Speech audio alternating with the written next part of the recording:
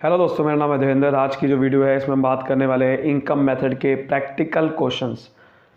इससे पहले वाली मैंने वीडियो में बात करी थी इनकम मेथड की थ्योरी की बात करी थी कि इनकम मेथड क्या होता है, कंपोनेंट्स क्या होते हैं, कैसे निकाला जाता है, क्या प्रिकॉशंस है। तो आज हम बेसिकली प्रैक्टिकल क्वेश्चन करने वाले हैं। इस वीडियो को बस आपको ढंग से देखना है, बहुत बेहतर तरीके से समझ में आएगा। ठीक है, बहुत बेहतर तरीके। और भी वीडियो देखना चाहते हो, आपको वैल्यू एडेड मेथड फलाना, तो नीचे डिस्क्रिप्शन में लिंक्स मिलेंगे आपको, वहाँ से आप वो वीडियोस देख सकते हो। तो चलिए एग्जांपल पहले समझते हैं। यहाँ से देखो क्या निकालना है। पहले मैं बेसिक क्वेश्चन करवा रहा हूँ।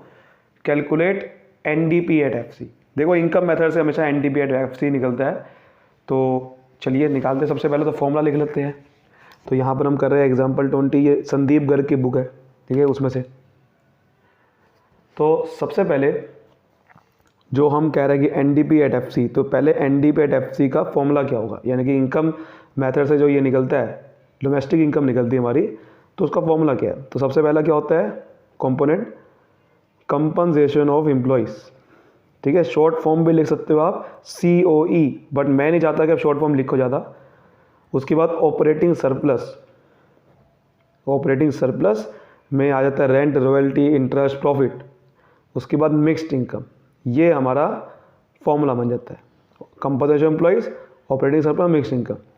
अब देखते हैं कि क्वेश्चन में क्या क्या दे रखा है इससे रिलेटेड। तो पूरा का पूरा एक हेडिंग दे रखी है, देखो कंपनसेशन एम्प्लॉयज़, वरना इसके अंदर भी बहुत सारी चीज़ें आती है। Ways in salary, in cash, in kind, employer security contribution. लेकिन इसमें देखो सीधा हेडिंग है 1000 रुपये, तो यहाँ पर लिख देंगे 1000 रुपये।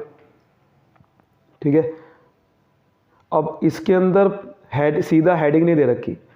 आप ध्यान से देखो, ऑपरेटिंग सरप्लस की कोई हेडिंग नहीं है। तो इसके अंदर पहले आप कंपोनेंट लिख लो, क्या क्या आता है। क्या क्या आता है ऑपरेटिंग सरप्लस में? रेंट आता है, रॉयल्टी आती है, रेंट प्लस रॉयल्टी, फिर प्लस इंटरेस्ट, इंटरेस्ट की जो इनकम होती है, और फिर प्रॉफिट। इनमें से देखना है आपको क्या क्या है। मिक्स्ड इनकम की कोई अलग से हेडिंग नहीं होती, इसका डायरेक्ट दे रखा होता है।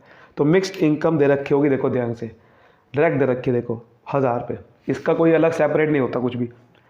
तो 1000 रुपये सीधा लिख देंगे यहाँ पर।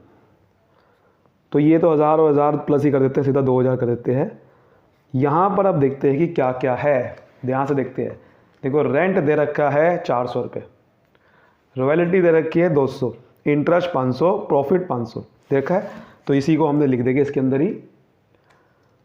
तो रेंट 400 है, रॉयल्टी 200 है, इंटरेस्ट 500 है, और प्रॉफिट भी 500 है। समझ आ गई बात? तो ये 2000 रुपये हो गया। उसके बाद इसको हम और आगे प्लस करें तो ये आप ध्यान से देखोगे तो 1000 और ये 1600 रुपये हो जाएगा। तो आंसर कितना आ जाएगा? 3600 रुपये। 3600 करोड़, ये करोड़ में थी, ठीक है, क्योंकि देखिए ये करोड़ में लिखा हुआ था।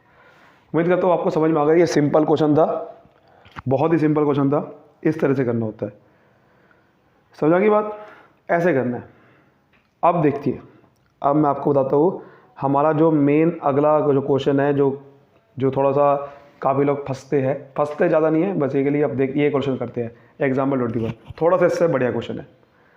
अब यहाँ पर देखो ध्यान से, क्या आपको GNP एंड मार्केट वैल्यू निकालना है, आपको NDP एट फैक्टर क्वेश्चन निकालना है, आपको GNP एंड मार्केट वैल्यू निकालना है। तो सबसे पहले तो हम NDP एट फैक्टर क्वेश्चन निकालेंगे, उसके बाद वहाँ से पहुँचेंगे GNP तक। तो पहले हम सिंपल सा वही फॉर्मूला लिखेंगे जो हम पहले इनकम मेथड से निकालते हैं। तो एग्जाम्पल 21 हम क्या कर रहे हैं, तो NDP एट फैक्टर कॉस्ट। तो यहाँ लिखेंगे कंपनसेशन ऑफ एम्प्लॉयज़, और उसके बाद लिखेंगे यहाँ पर ऑपरेटिंग सरप्लस, ठीक है, फिर लिखेंगे यहाँ मिक्स्ड इनकम। अब देखिए कंपनसेशन ऑफ एम्प्लॉयज़, क्या आपको सीधा डायरेक्ट दे रखा है या नहीं दे रखा? दे रखा है, डायरेक्ट दे रखा है आपको 100 रुपये दे रखा है ना, तो 100 रुपये सीधा लिख दो। ऑपरेटिंग सरप्लस में क्या क्या आता है आपको पता होना चाहिए। रेंट आता है, रॉयल्टी आती है, ठीक है, इंटरेस्ट आता है और प्रॉफिट आता है, ये सब चीज़ आती है। मिक्स्ड इनकम डायरेक्ट दे रखी होगी क्वेश्चन में, तो देखो मिक्स्ड इनकम आपको डायरेक्ट दे रखी है, ये रही आपकी मिक्स्ड इनकम 200 रुपये दे रखी थी, तो 200 रुपये लिख देगी। बड़ा सिंपल क्वेश्चन होते हैं, ज़्यादा कुछ। अब आपको बस ये फाइंड आउट करना है कि रेंट कहाँ है, रॉयल्टी कहाँ दे रखी है और इंटरेस्ट प्रॉफिट कहाँ दे रखा है। अगर हम ध्यान से देखें क्वेश्चन में, तो देखो रेंट बिल्कुल दे रखा है आपको 1000 रुपये का, एग्जैक्ट दे रखा है।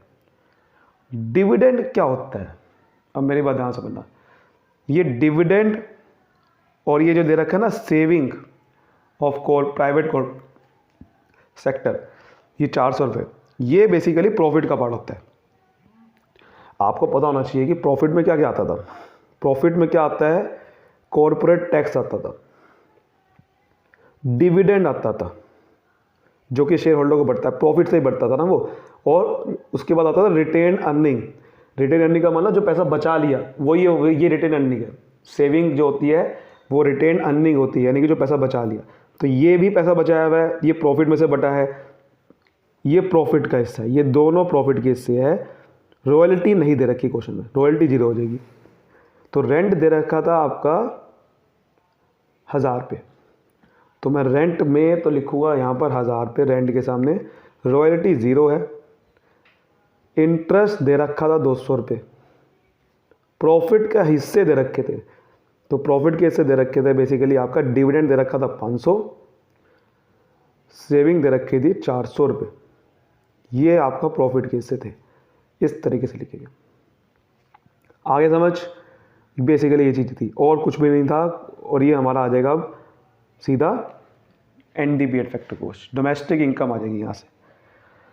तो जब अब मैं यहाँ से निकालूंगा तो ये देखिए, ये इसको पहले प्लस करते हैं, ये हो गया 300, और यहाँ पर कितना होगा, ये हो गया 2100, तो ये 2400 रुपये आ गया। 2400 रुपये नहीं आएगा, करोड़ में थी सारी फिगर, तो करोड़ में आ जाएगा। अब मुझे एनडीपीएट फैक्टर कोस्ट आ गया है। अब मैंने इसके ऊपर भी एक वीडियो बना रखी है एग्रीगेट्स के ऊपर, कि जब भी कोई आपको फैक्टर कोस्ट से मार्केट प्राइस निकालना होता है तो कैसे बनता है। तो जैसे कि मुझे क्या निकालना है, मुझे निकालना है basically GNP at market price, ठीक है। तो आपके सामने दे रखा है एनडीपीएट फैक्टर कोस्ट, तो मुझे पहले फैक्टर कोस्ट से मार्केट प्राइस निकालना है। तो कैसे निकलता है, मार्केट प्राइस में नेट इनडायरेक्ट टैक्सेस इंक्लूड होते हैं, इसमें नहीं होते, तो हमें क्या करना पड़ेगा, नेट इनडायरेक्ट टैक्सेस को प्लस करना पड़ेगा। और यहाँ नेट है, यहाँ ग्रोस है, ग्रोस में डेप्रिसिएशन इंक्लूड होता है, इसमें नहीं होता, तो हमें इसका मतलब डेप्रिसिएशन भी ऐड करना पड़ेगा। और एक और चीज़, ये नेट है और ये डोमेस्टिक है, डोमेस्टिक से नेशनल प्रोडक्ट आने के लिए आपको net factor income from abroad plus करना पड़ता है, NFIA शॉर्ट फॉर्म में लिख सकते हैं, net factor income from abroad. समझ आ रही बात। तो अब देखो, एनडीपीएट फैक्टर को तो 2400 रुपये आ गया था। नेट इनडायरेक्ट टैक्सेस सीधा क्वेश्चन में देखो डायरेक्ट दे रखे हैं 900 रुपये दे रखा है, तो 900 रुपये यहाँ लिख दूँ। डेप्रिसिएशन भी क्वेश्चन में डायरेक्ट दे रखा है, देखो सबसे दूसरे नंबर पे 400 रुपये, तो 400 रुपये यहाँ लिख देता हूँ। Net factor income from abroad भी दे रखा है क्वेश्चन में, अगर आप ध्यान से देखोगे तो देखो ये, और ये माइनस में है, इसका मतलब है कि हमारी इनकम नहीं हुई बल्कि हमारा बेसिकली पेमेंट ज़्यादा होगी। Net factor income from abroad कैसे निकालते हैं कि बाहर से इनकम कितनी हुई उसमें से पेमेंट कितनी वो माइनस कर दो, तो पेमेंट ज़्यादा होगी, कमाई नहीं हुई होगी, कमाई कम होगी, तो माइनस में इसका मतलब है कि मेरी इनकम नहीं हुई बल्कि लॉस हो गया, -20 रुपये। तो कोई बात नहीं, माइनस में तो माइनस में लिखेंगे, अगर प्लस में, ये प्लस की जगह क्या हो जाएगा फिर, मतलब यहाँ पर ब्रैकेट में लिख देंगे माइनस में, क्योंकि इनकम माइनस में होगी। तो अब निकालो जरा कितना आ रहा है, इसको मैं जरा करूँगा तो ये कितना आ रहा है, ये 1300 प्लस करूँगा इसमें तो 3700 आ जाएगा। 3700 में से 20 रुपये माइनस करने पड़ेंगे, तो 3680 crore is your right answer. Clear, 3680 crore is your right answer. ऐसे करते हैं क्वेश्चन को। अगला क्वेश्चन देखते हैं, वो थोड़ा सा, वो भी बहुत बढ़िया है। अब यहाँ पर बिल्कुल एक्चुअल में जो कंपनसेशन एम्प्लॉयज़ की हेडिंग दे रखी होती थी वो नहीं दे रखी होगी। तो देखो, इसमें नेशनल इनकम निकालनी है। नेशनल इनकम निकालने का मतलब क्या है, इनकम मेथड से ध्यान रखना, ये डोमेस्टिक इनकम निकलती है, नेशनल इनकम निकलती है। नेशनल इनकम के लिए आपको बाहर की इनकम प्लस करनी पड़ती है। तो देखो, अब कंपनसेशन एम्प्लॉय दे रखा है, वेजेस इन काइंड दे रखा है, इनडायरेक्ट टैक्स दे रखे, gross domestic fixed capital formation, ये क्या होता है, ऑपरेटिंग सरप्लस, मिक्स्ड इनकम। अब इस देखते हैं, पहले फॉर्मूला लिख लेते हैं, जरा फॉर्मूला लिख लेते हैं, उसके बाद जरा निकालते हैं। तो एग्जाम्पल 22 कर रहे हैं हम। तो एनडीपी एट फैक्टर कॉस्ट, ठीक है, हम तो वो निकाल रहे हैं ना, एनडीपी एट फैक्टर कॉस्ट। तो कंपनसेशन ऑफ एम्प्लॉइज, ठीक है, कंपनसेशन ऑफ एम्प्लॉइज प्लस आपका ऑपरेटिंग सरप्लस, ठीक है, और प्लस मिक्स्ड इनकम। अब देखो कंपनसेशन एम्प्लॉइज में बहुत सारी हेडिंग आती थी। अब यहाँ पर जितना वेजेस इन काइंड दे रखा है, दे रखा हो, जब हमें एक्चुअल में हेडिंग मिल गई और हेडिंग के सामने लिखा हुआ है 13,13,300 करोड़, तो ये हेडिंग में ये wages in kind already include होगा। जब पूरी हेडिंग की अमाउंट दे दी तो वो हेडिंग में ऑलरेडी इसके अंदर जो भी आइटम की अमाउंट है वो सब इसमें इंक्लूड होगी, तो अलग से इसको प्लस नहीं करना। तो 13,300 करोड़ एक्चुअल में सीधा हेडिंग दे दी, तो सीधा मैं उसके सामने लिख दूंगा। और आपको पता है कि मिक्स्ड इनकम की सीधा हेडिंग होती है, तो उसके सामने भी सीधा अमाउंट लिख दो। देखो कहाँ लिखा है मिक्स्ड इनकम, ये लिखा है ना, mixed income self employed 16,100 crore, तो वो भी हम लिख देंगे। ये सबसे बड़ा फायदा होता है। अब ऑपरेटिंग सरप्लस आपको पता है कि कैसे निकलता है, रेंट, बिल्कुल तरीके चलना है, कोई दिक्कत नहीं आ सकती है, जैसे मैं करवा रहा हूँ। अगर आप वैसा चलोगे कभी क्वेश्चन गलत नहीं होगा। रेंट, रॉयल्टी, इंटरेस्ट, प्रॉफिट, ये होता है हमारा। अब ये हमें आइटम ढूंढनी है। देखो सीधा आपको कंपनसेशन एम्प्लॉइज मिल गया, 16,100 करोड़ मिल गया। ये कहाँ से, अब ये ढूंढना है बस आपको, क्वेश्चन खत्म है ना, सिंपल। लोग ऐसे ही घबराते रहते हैं क्वेश्चन से देख के। अब देखो वेजेस इन काइंड तो हमारा कुछ नहीं था, इनडायरेक्ट टैक्स छोड़ो, ये क्या मतलब है, इसको अभी समझते हैं। अब ऑपरेटिंग सरप्लस की सीधा डायरेक्ट हेडिंग दे रखी है 5,000 पे, डायरेक्ट हेडिंग दे रखी है, तो डायरेक्ट हेडिंग होगी तो हमारा काम हो गया, बहुत बढ़िया, कुछ नहीं करना आपको। ये तो मैंने सीधा लिख दिया था, आपको ये लिखने की जरूरत भी नहीं थी, आप सीधा लिख सकते थे। तो सीधा मैं 5,000 पे लिख दूंगा। ये सारी की सारी हेडिंग है क्योंकि पूरी इसमें सब, ये सब इंक्लूड है इसके अंदर 5,000 में। तो अगर मैं हम निकाले इसका, तो पहले 16,100 और 13,300 प्लस करूँगा तो ये कितना आ गया, 26,900 करोड़। 5,000 इसको प्लस करो, 34,400 करोड़ रुपये आ जाएगा। ये आपका एनडीपी एट फैक्टर कॉस्ट आया, ध्यान रखना। अभी मुझे एनडीपी एट फैक्टर कॉस्ट तो आ गया, लेकिन मुझे निकालना क्या, नेशनल इनकम। नेशनल इनकम निकालनी है मुझे यहाँ पर, ठीक है। और नेशनल इनकम क्या होती है, NNP, net national product at factor cost. और ये हमारे सामने क्या आया था, net domestic product at factor cost. दोनों में फ़र्क है। अब डोमेस्टिक को नेशनल बनाने के लिए सिर्फ एक चीज़ ऐड करनी पड़ती है, उसका नाम क्या है, क्या नाम है उसका, उसका नाम है net factor income from abroad. जो भी आपने एब्रोड से पैसा कमाया उसमें से नेट फैक्टर इनकम फ्रॉम कैसे निकलती है वैसे, कि जो भी आपने पैसा कमाया और जो पेमेंट करी उसमें से नेट कितना अब इनकम आई वो होता है। तो ये तुम्हारे सामने आ गया 34,400। और नेट फैक्टर इनकम देखते हैं कहाँ लिखा हुआ है, अगर हम ध्यान से देखें तो दे रखा है आपके सामने, देखो ये 300 करोड़, यानी कि प्लस में है तो इसका मतलब कमाया ही होगा। तो ये कितना आ गया answer, 34,700 crore is your right answer. Clear, ऐसा करते हैं। अब आप कहोगे कि ये क्या मतलब था यार, ये आइटम जो है ना, ये आपके मतलब की अभी नहीं है, ये एक्सपेंडिचर मेथड में यूज़ होगी, ग्रॉस डोमेस्टिक, यानी कि जो बेसिकली हम कोई इन्वेस्टमेंट करते हैं ना, ये उसके ऊपर बात है। ये सिर्फ आपको दे रखा है कंफ्यूज करने के लिए। देखो नीचे लिखा हुआ भी है ना, ये आपको कंफ्यूज करने के लिए दे रखा है। तो यही आपको समझना था, ये आपका आना ही नहीं था, इसका कुछ करना ही नहीं था। ये आपका एक्सपेंडिचर मेथड जब पढ़ोगे ना, ये उसमें आइटम आती है, इन्वेस्टमेंट में आपके मतलब की आइटम थी नहीं है, समझ गए। अब एक और क्वेश्चन गलती है, कई बार आपको ऑपरेटिंग सरप्लस खाली निकालने को आ सकता है, तो वो कैसे निकलता है, ये क्वेश्चन बहुत बढ़िया है। खाली ऑपरेटिंग सरप्लस निकाला है। अब देखो ध्यान से, वो कह रहा है कि सेल्स दे रखी है, कंपनसेशन एम्प्लॉय दे रखा है, इंटरमीडिएट कंजम्पशन दे रखी है, ठीक है, रेंट, इंटरेस्ट। अब ये देखते पहले पहले ऑपरेटिंग सरप्लस का फॉर्मूला लिख लेते क्या था। तो एग्जाम्पल नंबर हम कर रहे हैं 25। तो ऑपरेटिंग सरप्लस जो था बेसिकली, अगर मैं सही से फॉर्मूला लिखूँ ना, तो वो था बेसिकली, फॉर्मूला पता क्या था, इनकम फ्रॉम प्रॉपर्टी। पहले एक हेडिंग थी इनकम फ्रॉम प्रॉपर्टी, ठीक है, इसको प्रॉपर्टी, और फिर इनकम फ्रॉम एंटरप्रेन्योरशिप, ये हेडिंग थी। इनकम फ्रॉम प्रॉपर्टी जो है वो बेसिकली उसमें आता था रेंट, रॉयल्टी, इंटरेस्ट, ठीक है, और इनकम फ्रॉम एंटरप्रेन्योरशिप में प्रॉफिट आना था। अब यहाँ पर देखो कि दे क्या रखा है पहले क्वेश्चन में। क्वेश्चन थोड़ा सा डिफरेंट है। ये आपको सेल दे रखी है, कंपल्सन एम्प्लॉयज़ का कुछ करना नहीं है बिकॉज हम प्रॉपर्टी सेल पर निकाल रहे हैं। यहाँ पर इंटरमीडिएट कंजम्पशन दे रखा है, रेंट दे रखा है, इंटरेस्ट दे रखा है, रॉयल्टी नहीं गिवन है, कोई दिक्कत नहीं है, रॉयल्टी को जीरो मान सकते हैं। तो रेंट इंटरेस्ट तो मिल गया हमें जो निकालना है हमें सिर्फ उस पर फोकस करना है, फालतू की चीज़ों पे आइटम में फोकस नहीं करना। तो रेंट इंटरेस्ट दे रखा है।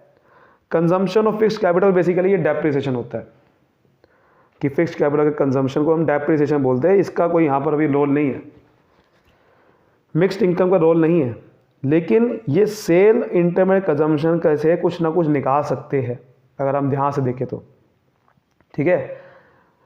अगर हम ध्यान से देखें तो कुछ ना कुछ हम यहाँ से निकाल सकते हैं।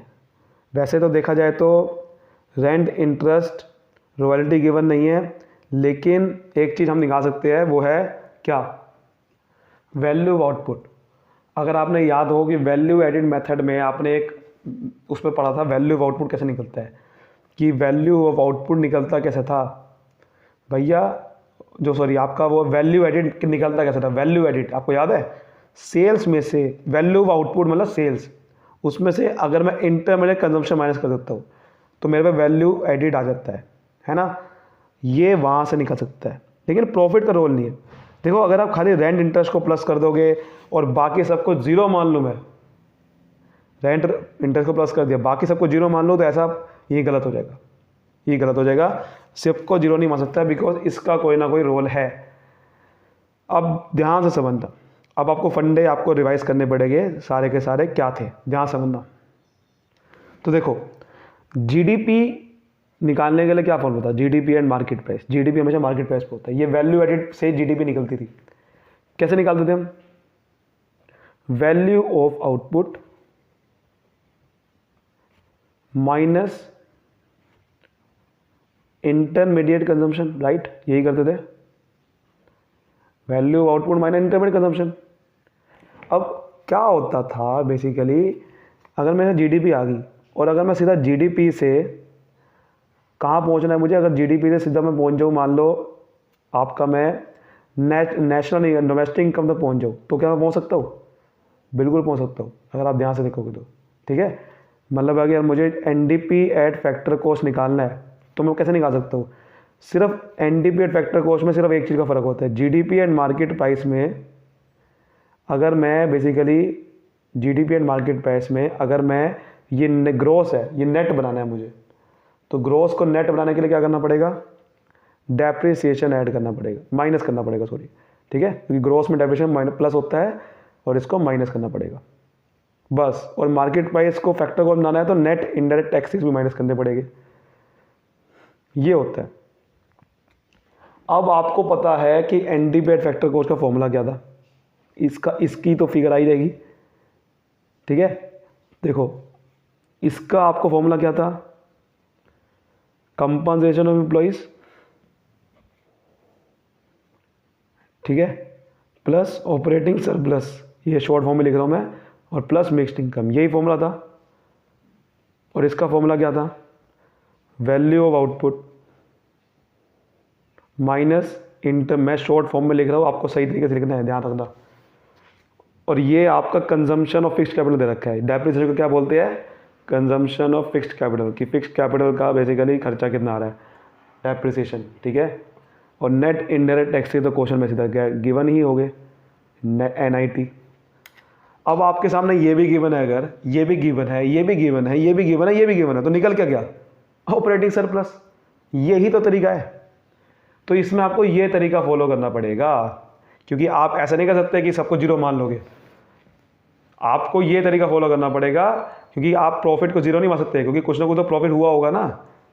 तो आपको पूरी हेडिंग निकालनी है। तो जब आपको एक तरीका मिल गया कि पूरी हेडिंग निकालने का एक तरीका है, तो पूरी हेडिंग निकालनी पड़ेगी। ऐसे ये नहीं कर सकते कि आपको सीधा जीरो मान लोगे। हाँ, जब अगर ये तरीका ना लगता तब मैं प्रॉफिट को जीरो मान लेता, रॉयल्टी को जीरो मान लेता, तो आपका सीधा क्या आंसर आता, रेंट प्लस इंटरेस्ट आंसर आ जाता है। लेकिन जब आपको पता है कि ये तरीका लग के पूरी ऑपरेटिंग सरप्लस की हेडिंग निकल सकती है, तो आपको यही तरीका लगाना पड़ेगा। ठीक है, जीरो नहीं मानना। अगर ये तरीका ना लगता जीरो मान लेता। अब देखो कंपनसेशन एम्प्लॉय दे रखा होगा, क्वेश्चन में दे रखा है, ध्यान से देखो 800 करोड़। ठीक है, 800 करोड़ ऑपरेटिंग सरप्लस निकालना है। मिक्स्ड इनकम भी क्वेश्चन में दे रखा है 400 करोड़।